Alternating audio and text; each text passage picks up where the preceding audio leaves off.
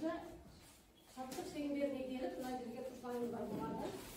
Кәнекей тікелей психологиялық ахуалыңызды қоспалай, сабаққа деген құлшынысыңызды арттырайын, тікелей қойыңыздар, жылдан естіп тікелей қойыңыздар, араласып тұра қойыңыздар.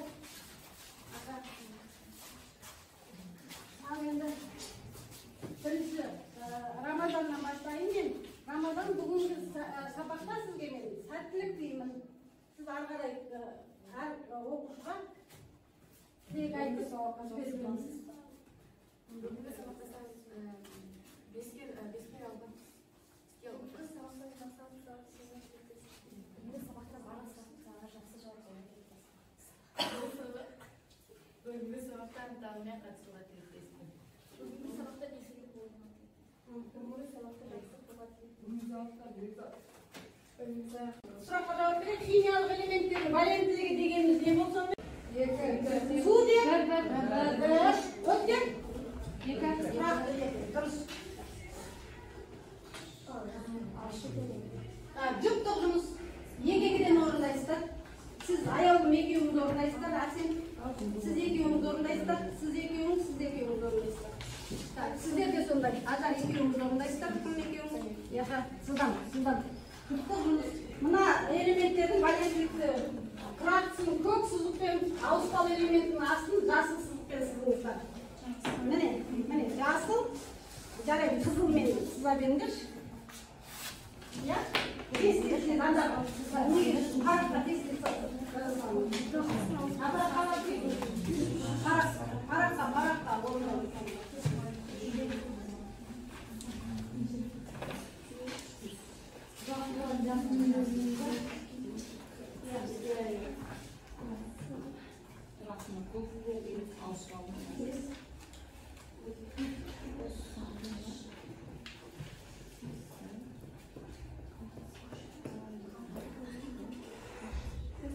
Valenttілік деген не? Valenttілік. Valenttілік дегеніміз бір атомнан екінші бір атомнан белгілі санын қосып алу дейді. Электронын қосып алу ма? Соны бір қарастырсаңыздар, иә? Яғни белгілі бір сан, бір элемент екінші элементтен бір нәрсесін тартып алу керек. Соны біз valenttілік деп атаймыз. Valenttілік екіге бөлінеді, қандай? Тұрақты valenttілік, тұрақты, және айнымалы valenттілік. Айнымалы valenttілік болды, екіге бөлінеді деген. Тұрақты valenttілік бізде, мысалы, оттек, мына екі қосылысты, СО дегенде. Оттек бізде тұрақты екі valenttілікті көрсетеді. Ал айнымалы valenttілік бізде күкірт. Күкірт екі валентті болады, 4 валентті болады, және 6 валентті болады. Енді осылардың формуларын құрайық мына. СО және СО деп жазып алайық мына жерге. Біз енді оттекте 2 6 валентісін аламыз. Жақсы, тағы бір мына жерге қосып берер едім мен. HS деп алыңыздар деп тағы да қосымша. HS деп жазып алайық. Енді мына жерде күкірт бізде 4 валентісін алайық бірінші. Оттек 2 валентті деп алайық. Мына жерде күкірт 6 валентті, оттек 2 валентті. Сутек бізде 1 валентті, мына күкіртіміз 2 валенттісін қарастырайық. Енді 4 пен 2-нің ортақ еселігі ең кішісі 4. 4-ті мына 4-ке бөлеміз. 1 болады, 4-ті 2-ке бөлеміз, 2 болады. Сонда формула SO2. Бұл формуланың аты күкірттің 4 валентті оксиді дейді. Немесе күкірт диоксиді деп атайды. Енді 6 мен 2-нің ортақ еселігі 6. 6-ны 6-ға бөлсек 1, 6-ны 2-ке бөлсек 3 болады. Сонда SO3 болады екен. Дұрыс па? Енді H2. Яғни сутекте 1 валентті, күкірттің 2 валентті. Яғни ортақ еселік 2. 2-ні 1-ге бөлеміз 2, 2-ні 2-ге бөлеміз 1. Сонда H2S. Бұл күкірт сутек газы дейді. Бұл өте иісі деген өте жаман. Яғни ашып кеткен жұмыртқаның иісі сияқты шығады. Сондай жаман. Бұл мұнайды алған кезде өте көп бөлінетін газдардың бірі. Уланып қалсаңыз, енді кетіп қаламыз.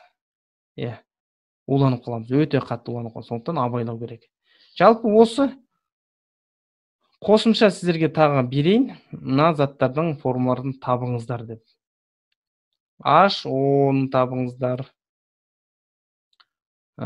Сосын магний O, сосын кальций H. Кальцийді валенттілік тұрақты 2 валентті көрсетеді. Жақсымы? Кальцийдікі тұрақта эквивалентті деп қояқ. Магнийдің валенттілігі тұрақта эквивалентті. Сутектің валенттілігі 1-ге тең әрқашан. Осылардың формулаларын құрай салыңыздар. Осы 3 қосылыстың. Жақсы ма?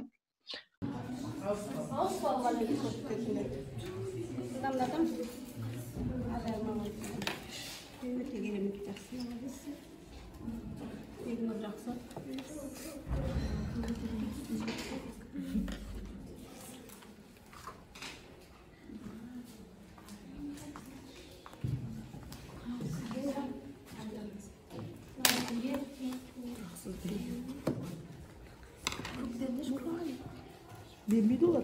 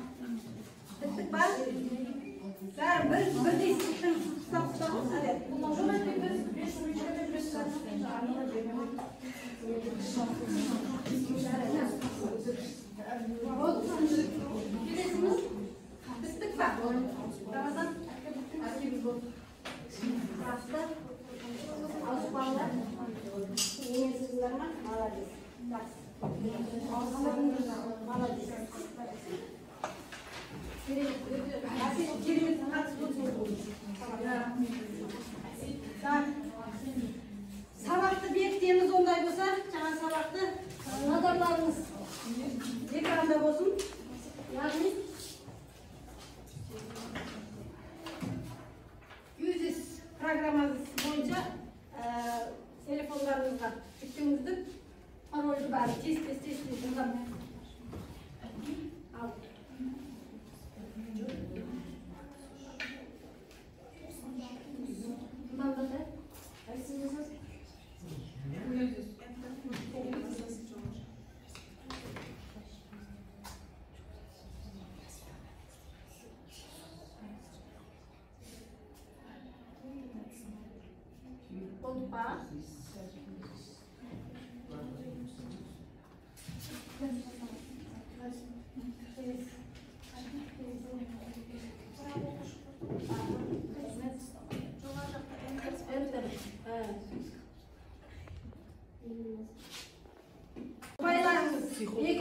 Ең